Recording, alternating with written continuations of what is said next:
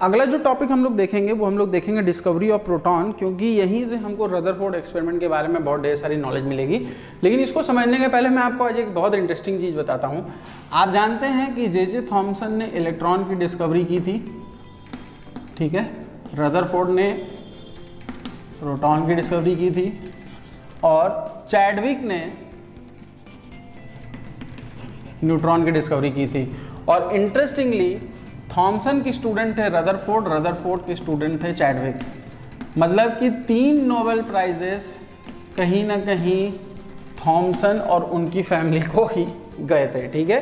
तो ये तो एक बहुत इंटरेस्टिंग रिलेशनशिप था। चलिए इस रिलेशनशिप के सहारे हम लोग आगे समझने की, पढ़ने की कोशिश करते हैं कि आखिर प्रोटॉन रे या कैनाल रे कहाँ से डिस्कवर हुई।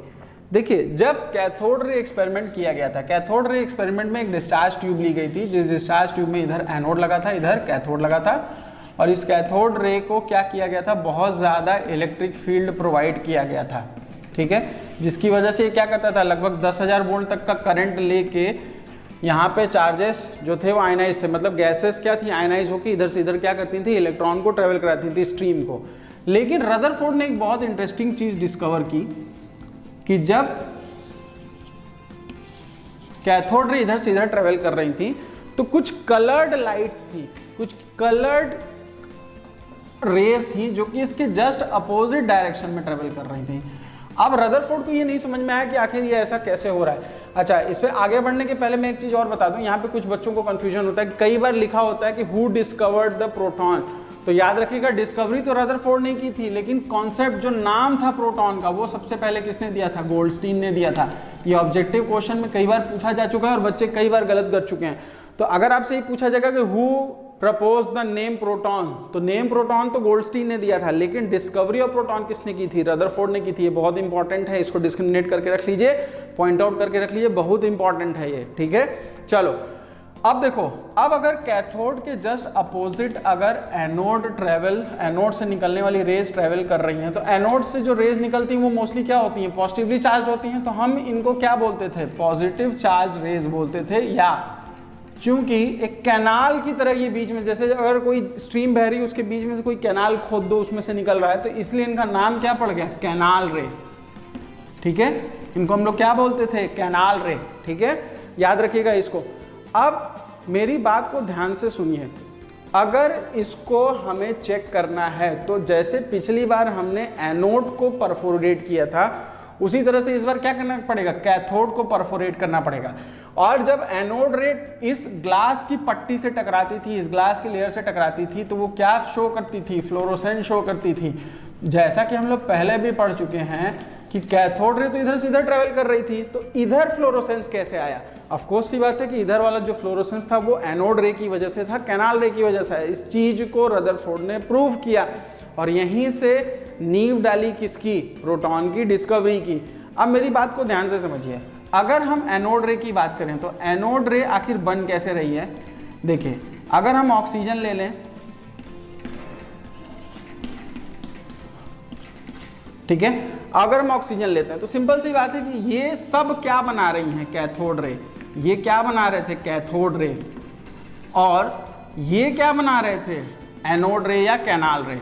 अब मुझे एक सिंपल से क्वेश्चन का जवाब दीजिए कि अगर हम डिस्चार्ज ट्यूब के अंदर अलग अलग गैस डालते हैं तो क्या कैनाल रे का नेचर, क्या एनोड रे का नेचर डिफरेंट नहीं होगा। ऑफ कोर्स सी बात है डिफरेंट होगा। क्यों, क्योंकि H+ का मास अलग होगा, N+ का मास अलग होगा और O+ का मास क्या होगा, अलग होगा। तो जब अलग अलग मास होगा तो अलग अलग वेलोसिटी होगी, अलग अलग ट्रेवल करने का क्या होगा, तरीका होगा। तो सिंपल सी बात है कि जब हम अलग अलग गैसेस लेंगे तो कैनाल रे का नेचर भी क्या करेगा, वेरी करेगा। अब एक बहुत इंपॉर्टेंट कंपैरिजन दोनों के बीच में बताता हूं। अगर कैथोड रे सीधे ट्रेवल कर रही है और एनोड रे भी सीधे ट्रेवल कर रही है, तो याद रखिएगा कि अगर आप इलेक्ट्रिक और मैग्नेटिक फील्ड लगाते हैं, सपोज करिए आपने यहाँ पे माइनस चार्ज लगाया, यहाँ पे प्लस चार्ज लगाया और यहाँ पे फिर से क्या लगा दिया, माइनस चार्ज लगा दिया, तो जैसा कि आपको पता है ये कैथोड रे है और ये क्या है बेटा, एनोड रे है। तो सिंपल सी बात है कि कैथोड रे अपने निगेटिव नेचर की वजह से पॉजिटिव चार्ज की तरफ मूव करेगी और एनोड रे अपने पॉजिटिव नेचर की तरफ से निगेटिव चार्ज की तरफ मूव करेगी। इसको बहुत ध्यान से सुनिएगा, बहुत ध्यान से समझिएगा। ये भी प्रूफ करता है कि कैथोड रे क्या है, निगेटिवली चार्ज है, और एनोड रे क्या है, पॉजिटिवली चार्ज है। ये इन दोनों के बीच का बहुत मेजर डिफरेंस है। बाकी सारी प्रॉपर्टीज एक जैसी हैं, लेकिन एनोड रे गैस के नेचर पे डिपेंड करती है और कैथोड रे गैस के नेचर पे डिपेंड नहीं करती है। इसको याद रखिएगा, इसको समझ लीजिए, इसको नोट कर लीजिए, ठीक है। अब देखिए, हमने आपको क्या बताया कि फ्लोरोसेंस प्रोड्यूस होगा, एनोड रे फ्लोरोसेंस प्रोड्यूस कर रही थी, जबकि कैथोड रे क्या प्रोड्यूस कर रही थी, फॉस्फोरेसेंस। वो भी किस साइड में, इस साइड में, जिंक सल्फाइड की सरफेस में। तो ये दोनों एक बहुत मेजर डिफरेंस है। इन डिफरेंसेस को याद रखने की और समझने की जरूरत है, ठीक है। चलिए, इसके बाद एक और प्रॉपर्टी जो कि दोनों में कॉमन है वो ये है कि कैथोड रे भी स्ट्रेट ट्रेवल करती है और एनोड रे भी क्या करती है, स्ट्रेट ट्रेवल करती है। इसलिए इस पॉइंट में इन दोनों में बहुत ज़्यादा डिफरेंस नहीं है। तो यहाँ से डिस्कवरी ऑफ प्रोटॉन के बारे में रदरफोर्ड ने सोचना शुरू किया, और अब हम लोग पढ़ेंगे रदरफोर्ड का वो बहुत ही मेजर एक्सपेरिमेंट जिसकी वजह से हमको एटम के बारे में जानने के लिए बहुत कुछ मिला, एटम के कंपोजिशन के बारे में समझने के लिए बहुत कुछ मिला, ठीक है।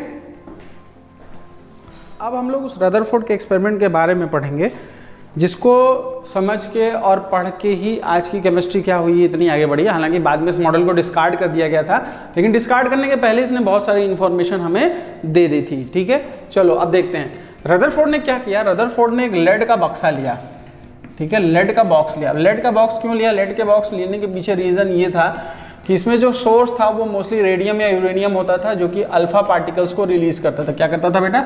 अल्फा पार्टिकल्स को रिलीज करता था। अल्फा पार्टिकल्स क्या होते हैं? पॉजिटिवली चार्ज स्पीसीज होती हैं, ठीक है, इसको याद रखिएगा।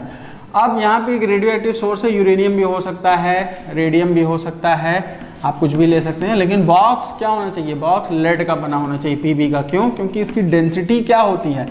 बहुत हाई होती है। डेंसिटी क्या होती है? काफ़ी हाई होती है। अब डेंसिटी हाई होने की वजह से रेडियो एक्टिव जो ट्रेसेस हैं वो बाहर निकल के नहीं आने पाते, ठीक है। अब इन्होंने क्या किया, इन्होंने इसके रास्ते में एक गोल्ड की पतली सी फॉयल रख दी, ठीक है। गोल्ड ही क्यों चूज किया? क्योंकि उस जमाने में गोल्ड ही था जो कि इतनी पतली पट्टी में क्या किया जा सकता है, रोल ऑन किया जा सकता था, ठीक है। गोल्ड का एक फॉयल रख दिया और इसके चारों तरफ एक डिटेक्टर लगा दिया और एक जिंक सल्फाइड की स्क्रीन लगा दी। क्या कर दी बेटा? डिटेक्टर लगा दिया और जिंक सल्फाइड की क्या कर दी? स्क्रीन लगा दी। अब मुझे क्वेश्चन का जवाब दीजिए, अल्फा पार्टिकल्स क्या करते हैं? पॉजिटिवली चार्ज हैं और क्या कर रहे हैं? वो स्ट्रेट लाइन में ट्रेवल कर रहे हैं। क्या कर रहे हैं? स्ट्रेट लाइन में ट्रेवल कर रहे हैं। अब इन्होंने ऑब्जर्व क्या किया, इन्होंने बहुत ढेर सारा ऑब्जर्वेशन देखा कि बहुत सारे पार्टिकल्स, अल्फा पार्टिकल्स, मतलब अबाउट 85% टू 90% जो अल्फा पार्टिकल्स थे वो क्या कर गए? स्ट्रेट निकल गए, बिल्कुल सीधे निकल गए, सीधे जाके पीछे वाले पॉइंट पे क्या कर गए? टकरा गए, मतलब बिल्कुल सीधे सीधे क्रॉस आउट कर गए, ठीक है। कुछ पार्टिकल ऐसे थे जो कि इधर चले गए, कुछ इधर चले गए, कुछ थोड़ा और बेंट किए, कुछ थोड़ा और बेंट किए, कुछ इधर चले आए, कुछ इधर चले आए, और 1 आउट ऑफ अबाउट 20,000 पार्टिकल्स क्या कर रहे थे? जिस रास्ते जा रहे थे उसी रास्ते वापस आ रहे थे, ठीक है। जिस रास्ते जा रहे थे उसी रास्ते वापस आ रहे थे, ठीक है। तो अब अगर इस थिन गोल्ड फॉयल को हम ओपन कर दें, हम इसका एक जूम आउट करते हैं, जैसे आप लोग बोलते हैं ना कि जूम करके किसी इमेज को देखते हैं, तो वैसे हम जूम करके इसकी इमेज को देखते हैं। अब ध्यान से देखना बेटा, अगर सपोज करो कि ये एटम्स की लेयर है, ठीक है, जो कि हमने गोल्ड में लगा रखी, तो यहाँ पे क्या है? न्यूक्लियस है। अब हमें क्वेश्चन का जवाब दो कि जो भी अल्फा पार्टिकल क्या है? पॉजिटिवली चार्ज है, और इलेक्ट्रॉन्स जो यहाँ पे चारों तरफ भरे हैं वो क्या है? निगेटिवली चार्ज हैं, तो वो उनके ऊपर बहुत ज़्यादा इफेक्ट नहीं डालने वाले। ये लाइन बिल्कुल सीधी सीधी निकल जाएगी कि नहीं निकल जाएगी, ठीक है। जैसे जैसे पास जाएगा इधर से भी क्या होगा? सीधा निकलेगा, ठीक है। लेकिन जब इनकी क्लोजनेस बढ़ेगी, जब ये थोड़ा और क्लोज पहुंचेंगे, तो ये डिफ्लेक्ट करना शुरू करेंगे कि नहीं शुरू करेंगे? देखो, अगर हम इनको क्लोज करें तो ये डिफ्लेक्ट करना शुरू करेंगे, इनसे दूर भागेंगे। थोड़ा हम और क्लोज करते हैं तब क्या होगा? ये 90 डिग्री पे भागेंगे। थोड़ा और क्लोज करेंगे तो ये क्या करेंगे? इधर आएंगे, और जब बिल्कुल सीधे जा रहे होंगे तो क्या करेंगे? टकरा के वापस आ जाएंगे? नहीं, यही तो इंटरेस्टिंग पॉइंट है कि कभी भी कोई अल्फा पार्टिकल न्यूक्लियस से टकराता नहीं है। There is no collision, there is no collision between nucleus and alpha particle. ये याद रखिएगा, कोई कोलिजन नहीं होता न्यूक्लियस एंड अल्फा पार्टिकल। मतलब वो टकराने वाला होता है लेकिन टकराते टकराते रह जाता है। मतलब कोलिजन होने वाला है, हुआ नहीं है, होते होते रह गया। इस बात को याद रखिएगा कि कभी भी अल्फा पार्टिकल न्यूक्लियस से टकरा के वापस नहीं आता है, वो थोड़ी सी दूरी मेंटेन करता है, थोड़ा सा डिस्टेंस मेंटेन करता है, और उस डिस्टेंस को हम लोग नाम देते हैं distance of closest approach, distance of closest approach. अब इसको ऐसे समझिए कि जैसे आपको अगर मम्मी पापा से मिलना है तो मम्मी पापा से मिलने के लिए आप उनको हक भी कर सकते हैं, गले भी ले सकते हैं, गले में भी जाके पढ़ सकते हैं, कोई दिक्कत नहीं है। लेकिन अगर आपको प्रधानमंत्री से मिलना है तो हो सकता है कि अगर प्रधानमंत्री यहाँ पे हैं तो आपकी जो डिस्टेंस ऑफ अप्रोच है वो इतनी ही हो, आप उनसे जाके गले ना मिल पाएँ, वो आपका अप्रोच नहीं है। तो ये जो डिस्टेंस है, जो दूरी आपके बीच है, मतलब आपने मिला तो आप उनसे गए मिलने के लिए, आपका उनसे इंट्रोडक्शन भी हुआ, लेकिन फिर भी आप उनसे बॉडी कांटेक्ट नहीं कर पाए। इसी जो मिनिमम दूरी है इसको हम लोग क्या बोलते हैं, डिस्टेंस ऑफ क्लोजेस्ट अप्रोच बोलते हैं, और नाम देते हैं हम इसको R0। ठीक है, तो चलिए अब हम रदरफोर्ड के एक्सपेरिमेंट को फाइंड आउट करते हैं कि रदरफोर्ड के एक्सपेरिमेंट में हमको क्या क्या मिला, क्या क्या हमारी इसमें अंडरस्टैंडिंग थी। लेकिन उसको करने के पहले इसको पूरा नोट डाउन कर लीजिए बेटा। ठीक है, मैं यहाँ पे फिर से बना देता हूँ। ये क्या थी, गोल्ड की फॉयल थी। ये किसकी थी, गोल्ड की फॉयल थी, जिसकी थिकनेस 10⁻³ से लेकर 10⁻⁴ मिलीमीटर तक हो सकती थी। कुछ बुक्स में ये 10⁻⁵ भी मिलेगा, परेशान होने की ज़रूरत नहीं है। रेडियो एक्टिव सोर्स होता है, लेड का बॉक्स होता है, ये जिंक सल्फाइड की स्क्रीन होती है, यहाँ पे डिटेक्टर्स लगे होते हैं चारों तरफ जो कि डिटेक्ट करते हैं कि अल्फा पार्टिकल किस डायरेक्शन में मूव किया है। अल्फा पार्टिकल के ऊपर पॉजिटिव चार्ज होता है। ये एक बेसिक टैली है, एक बेसिक एक्सपेरिमेंट है, और अगर इसको जूम आउट करके देखें तो हमको ये रिजल्ट मिलता है जिसको मैं ऑलरेडी आपको समझा चुका हूँ। इसको नोट कर लीजिए, फिर मैं इसके पोस्टुलेट्स बताता हूँ कि क्या क्या इसमें से पोस्टुलेट्स मिले थे और उनको समझने की कोशिश करते हैं। चलिए ठीक है, चलिए तो जो पहला पोस्टुलेट मिला था हमको रदरफोर्ड के एक्सपेरिमेंट में, वो ये मिला था कि मोस्ट ऑफ द जो अल्फा पार्टिकल थे, most of alpha particles travel straight, most of alpha particle travel straight. ठीक है, some alpha particles bent at an angle, some alpha particles bent at an angle, मतलब किसी एक angle पे वो क्या कर रहे हैं, बेंड कर रहे हैं। और 1 out of 20,000 particles retract their pathway, retract their pathway. ठीक है, वो क्या करते थे, पाथ को क्या करते थे, रिट्रैक्ट करते थे। तो इससे जो इंफॉर्मेशन हमें निकल के आती थी वो ये निकल के आती थी कि पॉजिटिव चार्ज इज लोकलाइज्ड।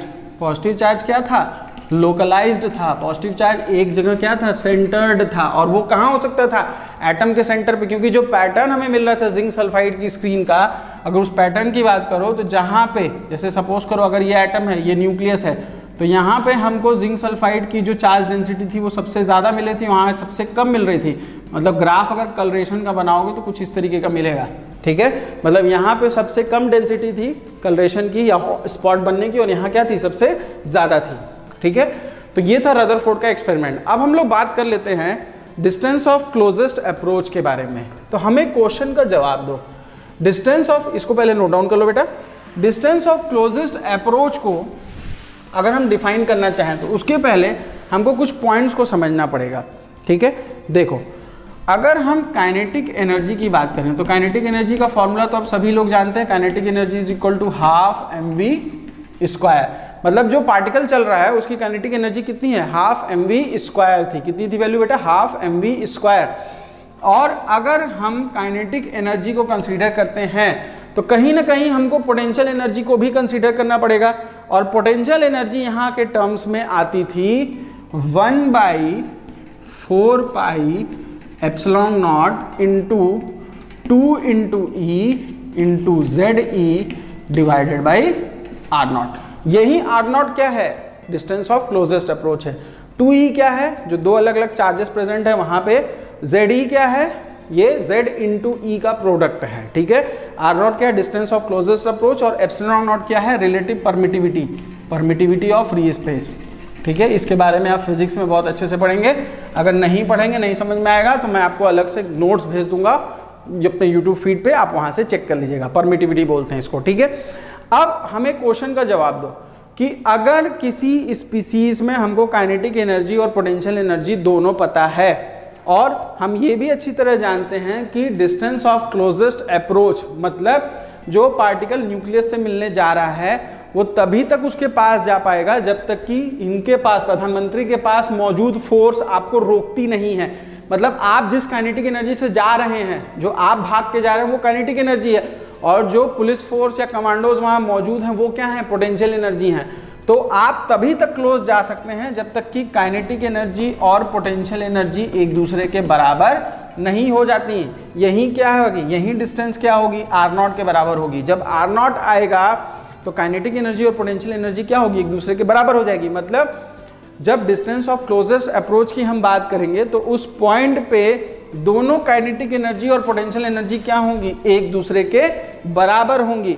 तो अगर हम यहाँ से फॉर्मूला निकालना चाहें तो हम क्या बोलेंगे कि R0 की वैल्यू कितनी आएगी, जरा कैलकुलेट करिए इन दोनों रिलेशंस को रख के। अगर आप R0 की वैल्यू कैलकुलेट करेंगे तो वो value 1/4 pi epsilon naught into 4ZE² divided by mv² आएगा कि नहीं आएगा, बोलो, कैलकुलेट करके देख लो। R0 is equal to 1/4 pi epsilon naught into 4ZE² by mv²। ये ही जो फॉर्मूला है, इसी फॉर्मूले को हम लोग बोलते हैं formula of distance of closest approach. Distance of closest approach.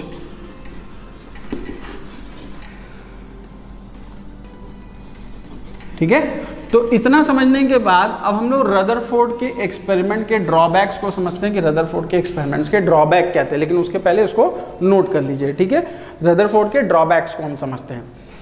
Note कर लिए बेटा, ठीक है, अगर नहीं नोट किए तो स्क्रीनशॉट मार लीजिए, बाद में नोट कर लीजिएगा। चलिए आगे देखते हैं। अगर हम ड्रॉबैक्स की बात करें तो एक चीज ये समझिए कि रदरफोर्ड ने बात ये की थी कि इलेक्ट्रॉन्स क्या है, electrons are charged particle, electrons are charged particle. और अगर कोई चार्ज पार्टिकल कंटिन्यूअसली मूव कर रहा है तो वो क्या करेगा, अपनी फोर्स को, अपनी फील्ड को क्या करेगा, लूज करेगा। सिंपल सी बात है। तो अगर ऐसा था तो इलेक्ट्रॉन जब कंटिन्यूअसली अपनी एनर्जी लूज कर रहा है तो वो न्यूक्लियस में चारों, या न्यूक्लियस के चारों तरफ वो ट्रेवल कैसे कर रहा है, उसको तो एक स्पाइरल पाथ फॉलो करते हुए न्यूक्लियस में जाके धड़ाम से बम्बार्डमेंट कर देना चाहिए था, टकरा जाना चाहिए था। लेकिन ऐसा तो हो नहीं रहा है। हो क्या रहा है भाई, एटम तो स्टेबल है ना। इसका मतलब कि रदरफोर्ड ने जो फिनोमेनन ये दिया था कि इलेक्ट्रोमैग्नेटिक फील्ड में अगर कोई बॉडी ट्रेवल करी, क्योंकि वो चार्ज पार्टिकल है, और चार्ज पार्टिकल जब ट्रेवल करते हैं तो वो कहीं ना कहीं अपने इलेक्ट्रोमैग्नेटिक फील्ड को क्या करते हैं, लूज करते हैं। लेकिन वो चीज़ यहाँ पे शो ऑफ नहीं हो रही थी, वो चीज़ यहाँ पे नहीं मिल रही थी कि अगर हम किसी एक्सेलरेटेड चार्ज पार्टिकल को मान के चल रहे हैं तो वो कुछ ना कुछ एनर्जी एमिट करेगा, वो कुछ ना कुछ एनर्जी लूज करेगा। और अगर हम इलेक्ट्रोमैग्नेटिक थ्योरी के हिसाब से चलते हैं तो किसी भी चार्ज बॉडी की जो फ्रीक्वेंसी है वो कंटिन्यूअसली क्या होनी चाहिए थी, लूज होनी चाहिए थी। क्यों? क्योंकि जब वो ट्रेवल करेगा तो वो अपनी इलेक्ट्रोमैग्नेटिक फोर्स को लूज करेगा। लेकिन ऐसा रदरफोर्ड के एक्सपेरिमेंट में कहीं नहीं दिख रहा था। जो स्पेक्ट्रम यहाँ से बन रहा था उस स्पेक्ट्रम की जो वैल्यू थी वो कंटिन्यूअस थी, कंटिन्यूअस थी, पूरी एक जैसी थी, चाहे आप 1 सेकंड पे लो चाहे 50 सेकंड पे लो।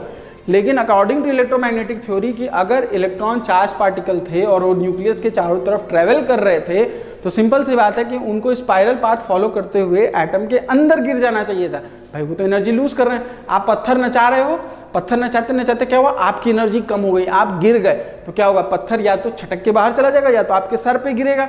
यही 2 कंडीशन होंगी। लेकिन इस कंडीशन में पत्थर घूमता हुआ नहीं रहेगा। इस चीज को रदरफोर्ड एक्सप्लेन करने में चूक गए, फेल हो गए, और इस वजह से रदरफोर्ड का मॉडल क्या कर गया, फेल कर गया। और इसके बाद जो अगला नया मॉडल आया वो था बोहर्स मॉडल। ठीक है, उसके बारे में हम लोग नेक्स्ट लेक्चर में डिस्कशन करेंगे। Is it okay?